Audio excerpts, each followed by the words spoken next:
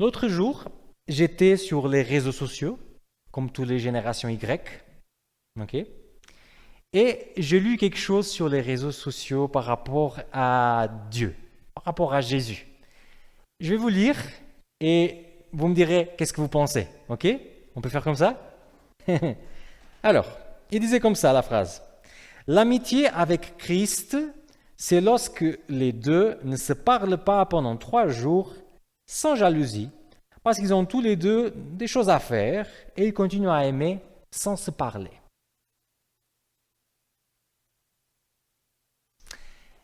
J'ai entendu ça et je me suis dit, joli, parce que la personne essaye de donner l'impression que, voilà, ce n'est pas grave, si on ne discute pas avec Jésus, on est toujours amis, pas de souci. D'ailleurs, il y avait beaucoup de likes, plus de 100 000 likes dans cette publication. Cependant, celui-là, ce n'est pas mon Jésus. Parce que mon Jésus, il me demande tout le temps avec lui. Mon Jésus compare ma relation avec lui avec un mariage. Et je pense qu'un mariage qui fonctionne, ce n'est pas un mariage qu'on se parle de 3 en 3 jours. Donc oui, il y a le nom Jésus-Christ, mais ce n'est pas mon Christ. Dans l'islam, Jésus fait partie des 25 prophètes de l'islam. Ça me fait toujours rigoler parce que on l'appelle Issa, qui c'est le diminutif de mon épouse. Donc ça me fait toujours rigoler quand on parle d'un prophète Isa, bien que mon épouse peut aussi avoir des idées très prophétiques. Pour les musulmans, Jésus n'est pas Dieu. Jésus, c'est juste un prophète. Joli, à nouveau, mais c'est Jésus qui est juste un prophète. Ce n'est pas mon Christ. L'autre jour, je lisais aussi un article sur un journal qui parlait du Christ historique. Un juif né au 1er siècle qui a complètement bouleversé l'histoire du monde, apporté des idées nouvelles et des idées très philosophiques. Joli, à nouveau. Mais le Jésus, juste un philosophe, le Jésus, juste un personnage historique, ce n'est pas mon Jésus. Aujourd'hui, j'aimerais vous parler du vrai Jésus, du Jésus tel quel il nous est présenté dans la Bible. Parce que nous, aujourd'hui, on peut avoir des fausses images de Jésus, mais à l'époque aussi, les gens qui étaient autour de Jésus, même des fois les gens qui étaient les plus proches de Jésus, pouvaient aussi avoir des fausses images de lui. Alors les amis, c'est le moment que je vous demande de prendre vos Bibles, vos smartphones. Je regarde que utiliser le smartphone comme Bible, ce n'est plus quelque chose que pour les jeunes. Hein?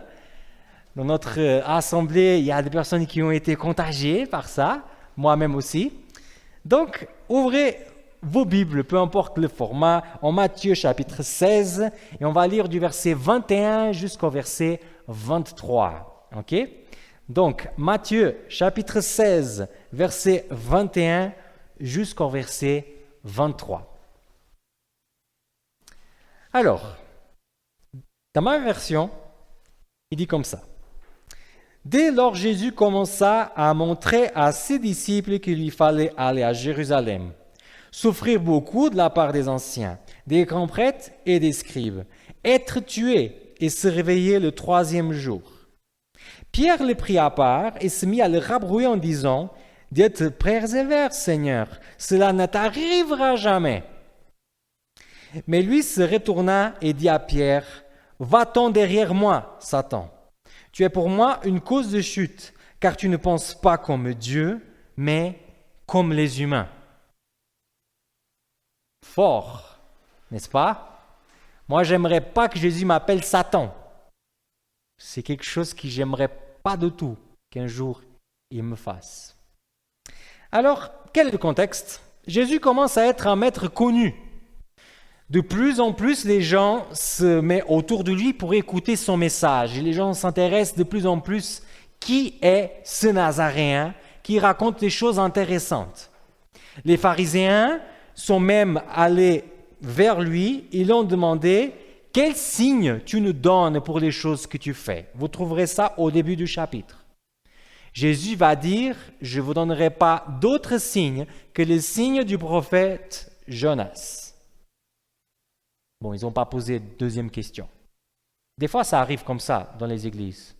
On peut dire sur la chair, mais frères et sœurs, vous savez tout ce qui est écrit en Matthieu chapitre 3, verset 11, n'est-ce pas? Et tout le monde, Mais la vérité, c'est qu'on ne sait pas du tout qu'est-ce qui est écrit en Matthieu 3, verset 11. Mais on fait semblant qu'on sait. Et les pharisiens font exactement la même chose. Jésus dit, je ne vous donnerai pas d'autre signe à part le signe du prophète Jonas. Et les pharisiens, oui, bien sûr, qui ne sait pas le signe du prophète Jonas? Tout le monde sait qu'est-ce que c'est le signe du prophète Jonas. Ils ne savent pas.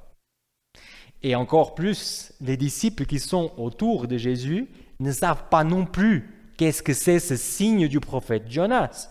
Si je vous pose la question à vous, est-ce que vous saurez aujourd'hui qu'est-ce que c'est ce signe? Oui? Exactement. De la même façon que Jonas, il a passé 3 jours dans un ventre d'un poisson et qu'après, il a ressuscité, donc il est revenu à la vie normale, parce que la vie normale, ce n'est pas habiter chez les poissons. Jésus, après 3 jours, aurait aussi sa résurrection. Il partirait dans le ciel parce que ce n'est pas normal que le Fils de Dieu habite sur terre, parce qu'il appartient au ciel. En tout cas pour l'instant. Donc, Jésus va avoir un moment en qu'il va mettre ses pharisiens à part et va expliquer qu'est-ce que c'est ces 3 jours. Quel est le sens de ce signe du prophète Jonas? Il va dire, alors les amis, ce qui va se passer, c'est que moi j'irai à Jérusalem. Quand j'arriverai à Jérusalem, je serai très maltraité par les religieux de l'époque. D'ailleurs, nous, en tant que religieux de l'époque, ce n'est pas tout le temps qu'on le traite bien non plus. On va le tuer. Il dit clairement, on va me tuer. Et après 3 jours, clairement aussi, il dit, je vais ressusciter. Première chose que j'aimerais vous dire et que vous devrez retenir aujourd'hui et que peut-être Jésus est en train de dire à votre cœur. Jésus connaît le futur dans le présent. Nous, on connaît que le présent dans le présent. Jésus connaît le futur dans le présent. C'est-à-dire qu'il sait exactement ce que tu es en train de passer maintenant. La difficulté que tu as, les pleurs que tu as, les douleurs que tu as, les difficultés que tu as, en gros. Mais il voit déjà le futur où se trouve la solution de ton problème. C'est pour ça qu'on a l'intérêt à se tourner vers Jésus davantage. Parce que lui, il connaît ma situation de maintenant, mais il sait aussi quelle est la solution de mon problème, quelle est la solution de ma difficulté. Et avoir un ami comme ça, les amis, ça donne vraiment la force pour continuer. On sait qu'on n'est pas seul dans nos problèmes et nos soucis de chaque jour, et que lui, il connaît déjà le futur au présent. Ça, c'est la première chose que ce texte nous montre. Mais la deuxième chose, c'est qu'il y a quelqu'un qui n'est pas trop d'accord avec ce que Jésus dit. Pour être honnête avec vous, tous les disciples n'étaient pas d'accord avec ce qu'il disait. Mais il y avait un seul chaufonnier dans le groupe, Pierre. Et Pierre, il est authentique. Ce qu'il a dans le cœur, il a dans la bouche aussi. Donc c'est le seul qui va avoir le courage de s'approcher de Jésus et de dire, c'est quoi cette histoire d'aller à Jérusalem pour mourir? T'as mal compris les prophéties, mon cher Jésus. En fait, ce qui va se passer, c'est que tu vas arriver à Jérusalem, les gens vont t'acclamer roi, tu vas devenir roi, et moi, je pourrais être un bon premier ministre. Il commence à dire à Jésus qu'est-ce qui va se passer. Il essaie de montrer petit à petit quelles sont ses attentes. Ma version dit que Pierre rabroie Jésus. Le français courant dit qu'il a fait des reproches. Je ne sais pas quel je choisirais. Faire des reproches à Jésus. Moi, j'imagine un Pierre vraiment fou devant Jésus en train de crier et de dire « Mais c'est quoi ça? Tu vois l'image que tu donnes aux gens? On a tellement de gens qui nous suivent maintenant. Tu ne peux pas dire des trucs pareils. Tu vas décourager les gens. » Et Jésus écoute tout jusqu'à la fin. Deuxième chose que j'aimerais voir avec vous. Première, Jésus connaît le futur dans le présent. Deuxième chose, Jésus te permet de le parler face à face. Tu n'as pas besoin de prendre le ticket, tu n'as pas besoin de prendre un rendez-vous, tu n'as pas besoin d'avoir une connaissance au ciel, un ange sans pas qui te permet de parler avec lui. Si tu veux t'adresser à Jésus, tu peux. Il ne t'empêche pas de ça. Et tu peux arriver jusqu'à le faire des reproches. Après, contente-toi de ce qu'il va te dire. Parce que si tu te permets de dire certaines choses, il va aussi se permettre de te dire d'autres. Mais Jésus permet qu'on puisse le parler comme on veut, qu'on puisse ouvrir notre cœur, qu'on puisse dire exactement ce qu'on pense. Et ça, les amis, c'est quand même rare en société. Quelqu'un qu'on peut s'ouvrir complètement, sans avoir peur d'être jugé, sans avoir peur qu'après, il reste avec une mauvaise image de nous, et qu'après, il va nous évaluer toujours en fonction de ce qu'on a dit dans cette circonstance. Ah non, les amis, ça existe dans la société, mais avec Jésus, ça ne marche pas comme ça. On peut toujours aller vers lui et dire exactement ce qu'on a à cœur, sans avoir peur que le lendemain, il va nous faire un truc bizarre, ou qu'il va nous regarder bizarrement, ou qu'il ne va plus nous parler. Avec Jésus, on peut le parler dans les yeux. Mais, troisième chose, Jésus va donner une réponse, pas tellement sympa. Hein? Qu'est-ce que Jésus dit? Va-t'en derrière moi, Satan, ou arrière de moi, Satan, comme dit la vieille version seconde. Bon, il y a des gens qui là, ils voient une possession démoniaque. Moi, je ne serai pas contre. Mais ce n'est pas ça que j'aimerais voir avec vous.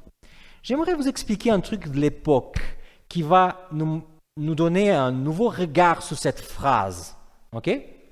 À l'époque de Jésus, les enfants allaient à l'école et quand ils arrivaient en dernière année de l'école, il y avait les rabbins de l'époque, les maîtres qui s'approchaient de l'école et venaient poser des questions à ces jeunes qui venaient de finir l'école.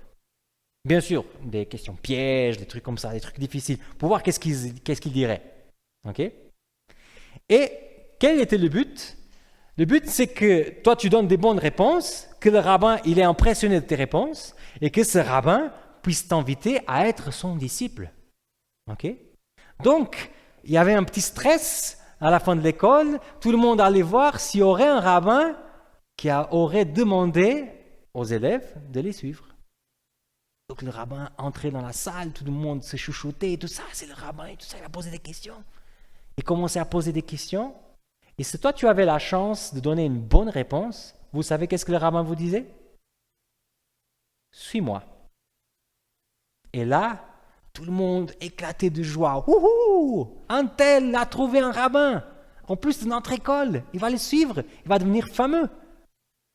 Et après, ce qui se passait, c'est que les gens se tournaient tous vers la personne qui partait, ce nouveau élève, et disaient « Sois couvert de la poussière de ton rabbin. » Quoi ça? Alors, je vous explique. En Palestine, c'est des chemins de terre battus. Et quand on marche, et c'est sec, ça lève cette fumée de poussière. Donc, si les disciples du rabbin sont derrière, ils prennent plan à la figure, comme quand on fait le vélo. C'est pas agréable. Mais à l'époque, c'était un honneur. Parce que si tu avais de la poussière dans le visage, c'est que tu avais un rabbin à suivre. Tu avais été choisi. Tu pouvais continuer à évoluer. Maintenant, vous comprenez pourquoi les disciples sont tellement déboussolés quand Jésus s'approche d'eux, en âge adulte déjà, en plein boulot, et il dit « Suis-moi ». Eux qui n'étaient pas choisis par les rabbins de l'époque, qui sont dû se lancer dans d'autres métiers, qui n'avaient pas un rabbin à suivre, ils trouvent finalement pas un rabbin, mais le Messie lui-même qui les dit « Suis-moi ». Il y avait toute cette dynamique. Le maître va devant et les disciples vont derrière. Mais à un moment donné de l'histoire de ces disciples, Pierre fait quelque chose qui est anormal. Pierre sort de sa position de disciple derrière le maître. Il s'avance devant son maître et il commence à dire dans son visage « Mais tu ne vas pas mourir, cette histoire d'aller à Jérusalem mourir, c'est n'importe quoi. D'où est-ce que tu sors ça? Montre-moi un texte qui montre ça. » Et Jésus va juste le dire « Retourne derrière moi. Reviens à ta place de disciple. Tu ne connais pas les choses de Dieu. Là, tu penses comme un homme, mais pas comme Dieu. Ça m'a touché, cette idée-là. Que des fois, on peut se mettre devant Jésus et dire qu'est-ce qu'il doit faire. Dire comment il doit fonctionner. On jette la parole et on dit juste, non, mais Jésus ne me demande pas de faire ça. Mais Jésus ne me dit pas ceci. Jésus ne me dit pas cela. On oublie ce qui est écrit sur le texte et on construit le Jésus qu'on veut. Tout d'un coup, ce n'est pas Jésus qui s'annonce à nous, c'est nous qui on annonce à Jésus comment il doit se comporter. Pour ce type d'attitude, Jésus dit, retourne à ta place de disciple. Si un jour on arrive à un moment de notre vie spirituelle qu'on croit, qu'on a déjà compris, c'est qu'on n'est pas à notre place de disciple. Le disciple est toujours derrière le maître, est toujours à apprendre ce qu'il nous enseigne. Ne faisons pas comme Pierre d'aller devant Jésus et lui dire qu'est-ce qu'il doit faire. Restons derrière lui et apprenons ce qu'il veut nous montrer, que nous, on doit vivre. Il dit qu'en fait, c'était une pierre d'achoppement, Pierre pour lui, c'était une tentation. Dire à Jésus, tu ne dois pas mourir, c'était une tentation. Et Jésus a dit que qui dit ça, ce n'est pas Pierre, c'est Satan en lui qu'il dit ça. Il ne voit pas les choses comme c'est écrit sur le ciel, mais il voit les choses comme elles sont écrites sur la terre. Alors, il y a encore un autre texte que j'aimerais lire avec vous. Un texte que je n'ai jamais interprété de la façon que je vais interpréter aujourd'hui devant vous. Mais que ça m'a fait un sens gigantesque en étudiant ce thème-là. Il se trouve en Matthieu, chapitre 24, et le verset 23 à 24. C'est bien sûr le fameux chapitre 24 de Matthieu, avec les signes des temps. Et les signes des temps que je vais voir avec vous, c'est un signe que vous connaissez bien, mais que peut-être on n'a jamais vu de cet angle-là. La Bible nous dit comme ça, en Matthieu 24, versets 23 à 24. Si alors quelqu'un vous dit, le Christ est ici, ou il est là, ne le croyez pas, car des Christs de mensonges et des prophètes de mensonges se lèveront. Ils donneront des grands signes et des prodiges de façon à égarer, si possible, même ceux qui ont été choisis. Avec ma éducation adventiste, quand j'ai écouté l'expression des faux Christ, moi j'imaginais toujours un mec barbu au centre-ville en train de dire « Hey, l'avenue du Christ est là !» Un truc comme ça. Et pour moi, c'était facile, parce qu'en tant qu'adventiste, je saurais qu'il vient dans les nuées et tout ça. Donc, si je voyerais avec les pieds sur terre, dans le champ et tout ça, tout de suite, ce n'est pas le vrai Christ. Mais ça, les amis, mais un enfant de chez nous pourrait l'identifier comme un mensonge. Ça ne serait pas une véritable tentation, et l'ennemi n'est pas bête. Il a beaucoup de défauts, mais être bête, ce n'est pas un des détails que notre ennemi il a. Maintenant, et si les faux Christ qui apparaîtraient à la fin des temps seraient des fausses images de Jésus? Des images qui sont construites comme ça. Oui, la Bible dit, mais... Oui, c'est vrai que Jésus, il a fait comme ça, mais... Je ne suis pas vraiment dans la lignée de ce qu'il dit là. Et si les faux Christ, ce n'est pas des simulations de la venue de Christ, mais c'est des fausses théories qui existent par rapport au Christ. Parce que le texte dit, car il ferait des prodiges de façon à égarer, si possible, même ceux qui ont été choisis. C'est pas un truc que, voilà, toi tu savais pas, donc non, c'est ciblé vers les choisis. Alors les amis, c'est vrai qu'il existe la possibilité d'avoir des opinions différentes dans une communauté, et j'en suis fan. Même on a discuté un peu à la fin de l'école, ça va, par rapport à des opinions qu'on a différentes, mais qui sont des opinions valables selon le texte biblique. À partir du texte biblique, c'est des visions qui sont valables. Le souci, c'est quand on s'éloigne complètement du texte biblique et on construit un Jésus à la carte. Le Jésus à moi, le Jésus qui m'intéresse, le Jésus que je ne me sens pas jugé par ce qu'il dit. Alors là, ça devient, à mon avis, très dangereux. Dieu connaît ton futur dans le présent. Il veut te parler face à face, mais il veut que tu retournes à ta place de disciple et que tu continues chaque jour à apprendre encore un petit détail de Jésus. Ces cérémonies qu'on fait de Sainte Seine, c'est aussi des moments pour se dire « Seigneur, qu'est-ce que tu veux encore me révéler de toi ?» D'accord, j'ai compris, le pain, le vin, ok, le Saint-Esprit, j'ai compris tout ça. Mais qu'est-ce que tu veux me révéler encore de ton caractère? Parce que si je suis à la place de disciple, je suis encore derrière toi pour apprendre.